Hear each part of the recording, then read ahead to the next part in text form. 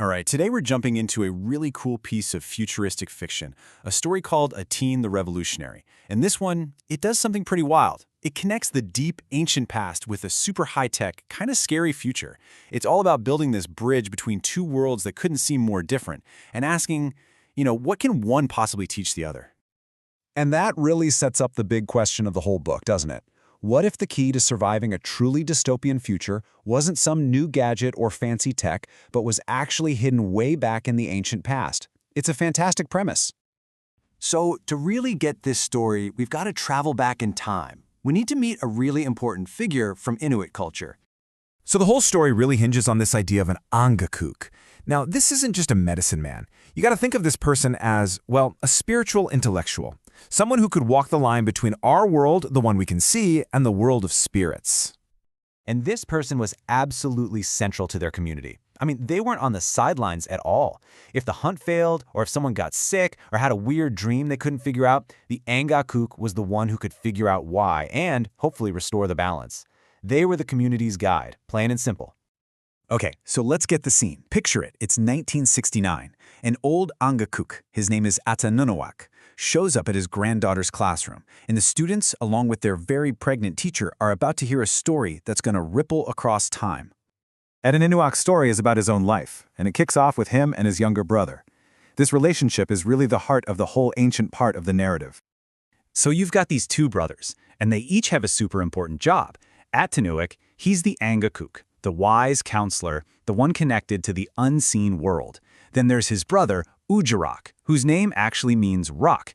He's the hunter, a master of the seen, physical world. And this divide between the seen and the unseen is the key to everything. This quote from the book just lays it all out. Their father had taught them that for their people to survive, these two worlds had to be in balance, right? The hunter brings the food, the Angakkuq brings the spiritual guidance. One can't work without the other. As long as they did their part, the people would be okay.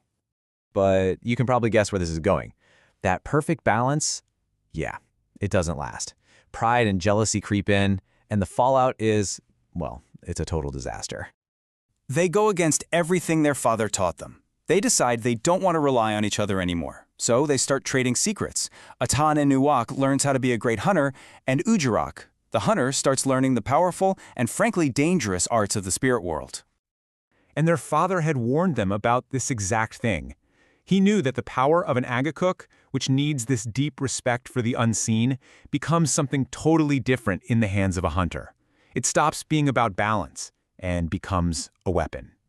And this is the tragic result. Ujarak gets his pride hurt, feels left out of a hunt, and uses his new spiritual power in anger. Just as the massive caribou herd arrives to feed everyone, he turns the leaders to stone, right there in the water. In one move, he completely destroys the hunt, ruins the food supply, and breaks that secret trust with the animal spirits. The fallout from this is just devastating, and it lasts for years. Ujarak gets kicked out, and the animals, they're gone.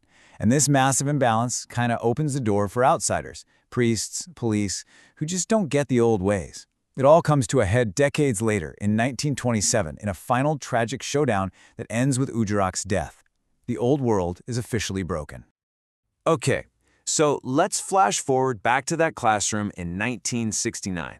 The old man, Atan is telling this story, but he's also dying. And this is where the whole thing makes this incredible leap into the future.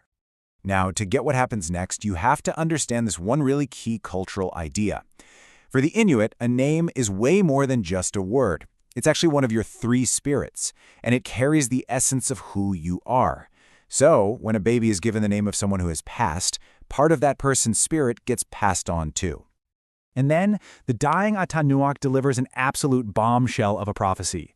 He looks right at that pregnant teacher and tells her that his name spirit, the spirit of the Angakkuq, is going to be passed on to her unborn son. And with that, the story jumps. I mean, it really jumps. We leave the world of spirits and Arctic ice, and we land smack in the middle of a totally different reality. And just like that, 73 years have gone by.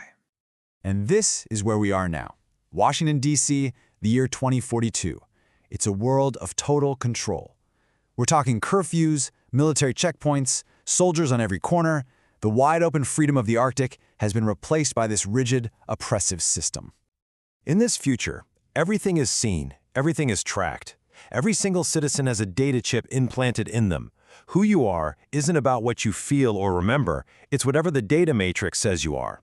It's like the ultimate victory for that seen world Ujarak the hunter represented, just taken to a terrifying technological extreme. So, you're probably wondering, how on earth do these two stories, this ancient spiritual tale and this futuristic dystopia, finally connect? Well, it turns out the narrator of this future world is Atan, the son of that teacher from 1969. He's an old man now, and he is the living fulfillment of that prophecy. He carries the name spirit of the Angakkuq, but he lives completely off the grid, a ghost in a machine that's designed to see and track absolutely everything. He is a link to the unseen in a world that is obsessed with total visible control. And that leaves us with the core conflict of the whole novel. I mean, how do you even begin to fight back in a world built on total surveillance? What kind of power does ancient wisdom, a connection to the unseen, really have against a system of absolute physical and digital control? This quote kind of points us toward the answer. The revolution that's needed here might not be one fought with guns or hacking. It might be something else entirely. Maybe the only way you can break a system that's erased history and spirit is to reawaken them. The fight isn't political, you see, it's cultural. It's about remembering there's a different way to see the world.